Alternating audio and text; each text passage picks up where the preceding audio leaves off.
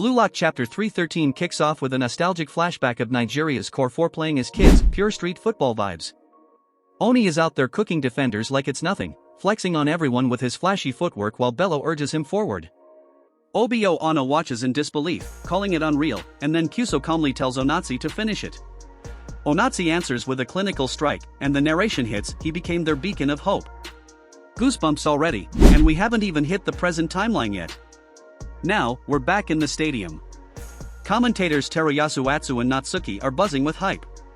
Natsuki's losing his mind over the intensity of this opening U20 World Cup match, while Teruyasu lays down the structure: 64 teams, 16 groups, round-robin battles, and 128 matches to decide it all. Oh, and those Egoist instant translator earphones? Yup, they're back and allowed on the field, breaking language barriers for peak coordination. Suddenly, the match begins. Rin and Isagi rush forward like twin blades of Blue Lock's offense.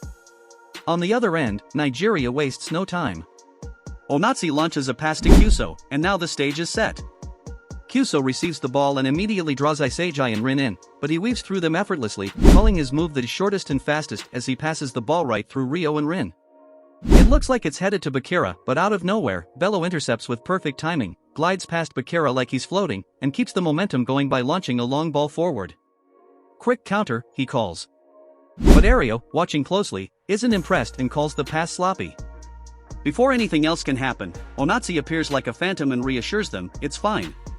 I'm here. Aiko, their captain, joins the play and smirks, commenting on Onazi's hops, but Onazi calmly says the defense is wide open. He sees a gap and takes a mid-air shot, ridiculously clean and powerful. But before it can hit the net, Nico tanks the shot with his head. Man's just out there farming aura like a beast. He holds a cold pose and tells Onazi that gaps must be filled at Pest Control 101. Oni is stunned by the play, both impressed and bewildered. Then feathers float across the panel, you know what's coming. Karasu enters the scene with a jump and volleys the ball high, yelling for the reborn Blue Lock to go. Commentators lose it, here it comes, they yell. The ball finds Hyori, who traps it ice cold and casually says, all reflex, like it's nothing. He then drops one of the most disgusting crosses in the entire series. The curve is unreal, and it rockets straight to Rin. And Rin? Oh, he's in predator mode. He embarrasses not one, but 2 Nigerian defenders like they weren't even there. But then the final boss of the Nigerian defense steps up, Obo Auna. He tells Rin he's stopping him cold. But Rin's already a step ahead. Eyes locked in, aura flaring, he fires the shot and tells Obo, you're lukewarm. Obo turns in shock, the ball's already flying. And just when we think it's a guaranteed goal, boom, Onazi again. Man does the Loki pose mid-block, arms spread, smirk on his face, and just straight up denies the shot. The goalkeeper? Probably thanking the football gods because that ball was unsavable. The commentators are stunned, asking how Onazi keeps showing up at the perfect time. The audience in the stadium is left breathless.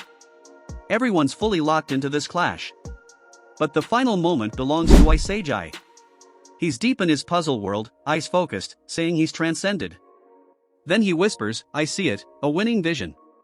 The final panel looks god-tier as we get the chapter ending line, a peek of the winning path. The Demon King adapted to Nigeria is about to take control of the field. The next chapter is titled Core, which clearly means Isagi is about to become the true anchor of this team. This chapter was fire, every key player had their moment. Kyuso and Bello both showed out with style and confidence. Nico took a ball to the head like it was a badge of honor and hit a pose that made him look like an anime villain. Hyori's pass? Absolutely disgusting. And Rin proved once again he's that guy. But Onazi?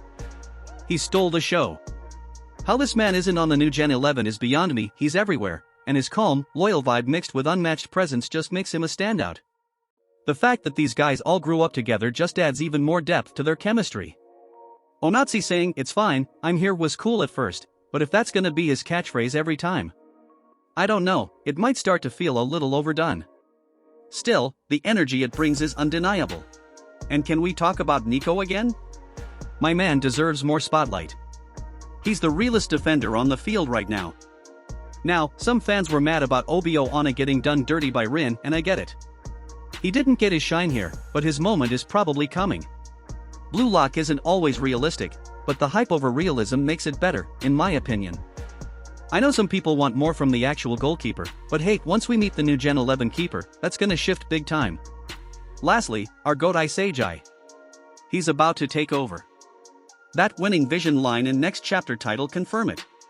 Before this chapter, I thought this match might run long, but now it's giving FC Barca match vibes, 12 chapters max just to set the tone.